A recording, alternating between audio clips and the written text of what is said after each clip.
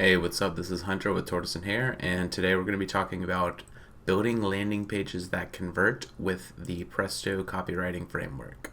So let's dive right in.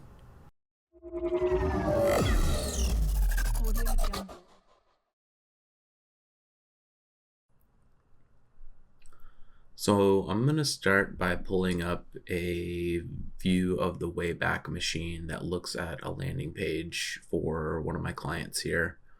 And this is an IT company with their cybersecurity page. This is their main cybersecurity page. And just talk to them about how their kind of, web page, lacked flow. And, this page is just kind of wall of texty, looks more like a blog post than a landing page. So ended up, talking to them about redoing this, landing page. And this was kind of the output of that. And,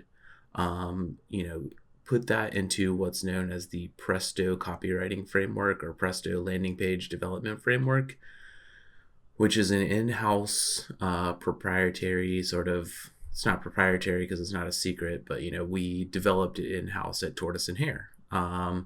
And, when kind of building these like B2B lead gen oriented pages, I built a lot of different landing pages and looked at a lot of different landing pages of like successful companies that are like, have high scale SEO and all this other stuff, and looked at some of the elements and kind of tried to develop like a framework to consistently, build a high quality like landing page product. And the result of that was the Presto framework. And, I have applied it and used it to create landing pages across multiple websites, and is really like a definition for defining the way that the copy should be written and the way that the landing page should flow. And that's independent of how like the website looks and the images that are selected and things like that. And that just helps me to be able to, manage designers and copywriters, and, be able to, again, create a consistent, like good product that walks people through a little bit of a journey. So let's talk about the journey. The first part of the Presto copywriting framework is going to be the pain point, or the purpose is another way you could describe it. So, you want to have like big bold letters like right there, make it extremely clear, that to the visitor that they've landed in the right spot as soon as they hit the page. And then, got a initial call to action here that is contextual to the specific landing page. So if we look at their managed IT support page, we have a talk to an IT consultant. This one is going to be a talk to a cybersecurity consultant. Again, contextual to the landing page and aligns with the pain point or the purpose. In this case, we're going to be running ad campaigns for people searching for things like cybersecurity company, cybersecurity consultant. So you click on an ad for that sort of search term, and you are brought to a landing page that directly aligns with what you just clicked on in your ad.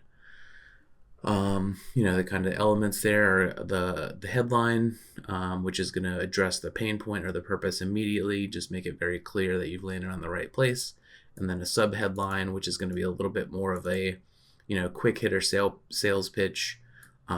Protect your business from today's cyber threats with sensible precautions and access management controls. Talk to a cybersecurity consultant. So that's like the pain point.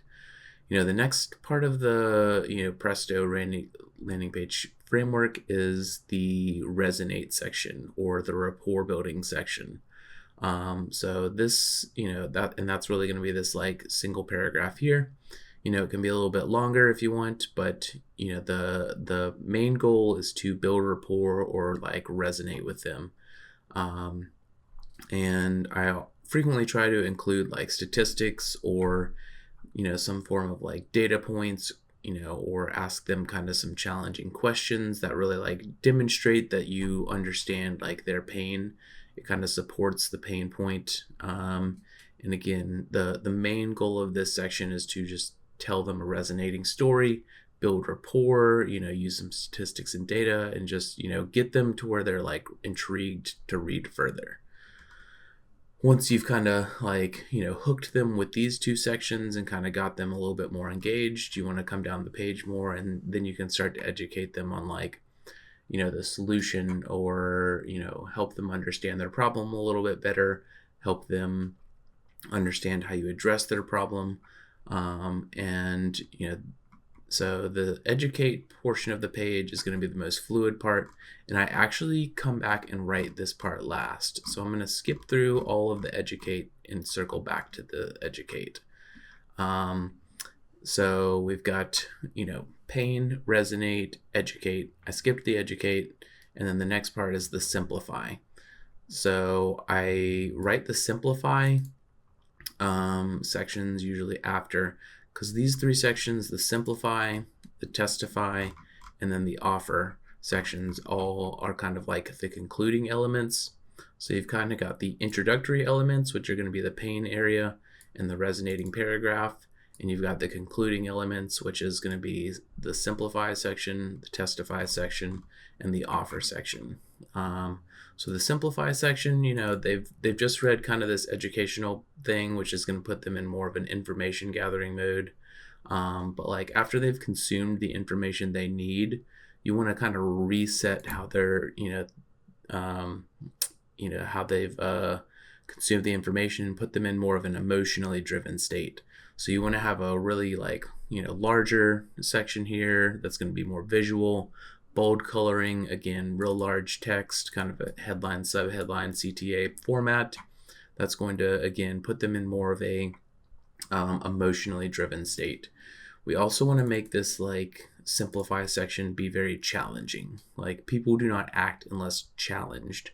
So I almost always have my writers like, write this simplify section 2, 3, 4, 5 times over, and say get them to be a little bit more aggressive with what they're saying. People tend to be a little bit more passive. They want to beat around the bush just like naturally, but this this section we're really trying to be a little bit more incisive to the visitor, and say like cyber threats don't wait, neither should you.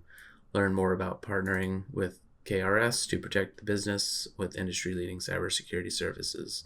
Again, secondary CTA, talk to a cybersecurity consultant. And again, the main portion is just to get them out of this like information consuming mode and into more of a emotionally driven state, which kind of warms them up before we get to the offer. So that's really the simplify section. Once we've challenged them and kind of put them back into that emotionally driven state, we kind of, want to back up our, challenging ways with some social proof. And that's where we have the testify section. The core component of the testify section is going to be testimonials. But you can also include, and I have included here, some other social proof elements such as partner logos or case studies, but the main part of this is not necessarily to like provide information, but really more like provide more social proof. So that's really what we want to do in the testify section. And then the offer section is going to be our primary call to action for the page, and that's going to be stay one step ahead of hackers and other cyber criminals. Book a free consultation today.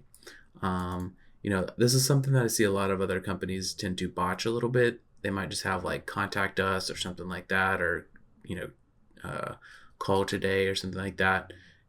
Even if you do have just a contact form or a call button or whatever it is, you want to frame it as an offer, free consultation, talk to a solutions advisor, something like that. So that's really important. Alternatively, you can also put like lead magnets down here as the primary call to action, but like you definitely want to give like an offer. And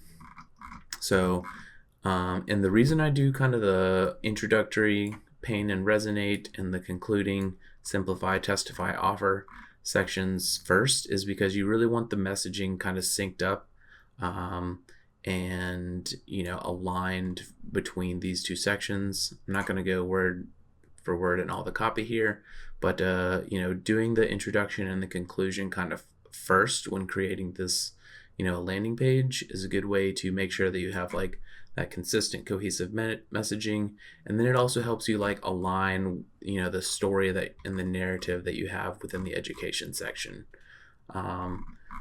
So then the education section is going to be very fluid and very flexible depending on the context of the landing page, that what you're advertising, what the company you're working for is, and all that other stuff, or creating content for is. But a couple ways that you can kind of present information that are very common and I find incorporating on a lot of landing pages are this left, right, left type section, which is just like text on the left, text on the right, text on the left, text on the right. This is usually good for when you are writing your copy and the narrative kind of dictates that you have a little bit more long form information. So left, right, lefts are good for doing that. There's also like kind of card blocks and iconography blocks. These are usually better for smaller or mid-range pieces of copy, or presenting like subcomponents of services, things like that. And then another element I'm very frequently including on landing pages is just a frequently asked questions.